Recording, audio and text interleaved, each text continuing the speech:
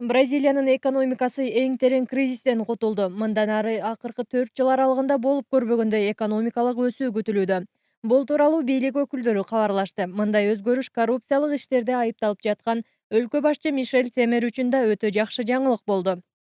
Биринчи кварталда Бразилиянын ички дүң продукциясынын кирешеси 1%га өскөн. Бул 2013 жылдын экинчи кварталына салыштырмалуу өтө жогору көрсөткүч. Бул чейректеги байкоолор боюнча алдыда экономиканын кескин өсүүсү күтүлүп жатат. Буга чейин 8 квартал катарынан кризиске кептелип, бир топ оор кырдаал жаралган. Мындан ары кандай болооруна байкоо жүргүзүп турабыз. Азырынча жакшы ниет кылуудан башка арга жок. Өсүү темпинин калыбына келүүсүн өлкөдө экономисттер да ырастап жатышат. Статистика институтунун адистеринин өткөн жылдын 4 кварталына жүргүзүп көргөн мониторинги боюнча, анда экономикалык өсүү темпи башынан айтылгандай 0,9% эмес 50%га төмөндөп кеткен экен.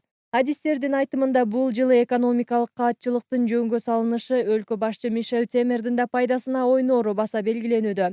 Белгилей кетсек, Бразилияда бир топ убакыттан бери президенттин отставкасын талап кылган нааразычылык акциялары токтобой келет.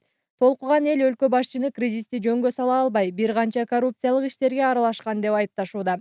Бул ирет өлкөнүн каптаган экономикалык каатчылык Бразилияны 1901 жылдан бери болуп көрбөгөндөй оор абалга такады. Ал масштабдуу жумуштуздукка алып келип, бийликке нааразы болгон эл мурдагы президент Дилма Русефти жумуштан кетирген. Ага бюджеттик мыйзамды бузду деген айып менен импичмент жарыяланган.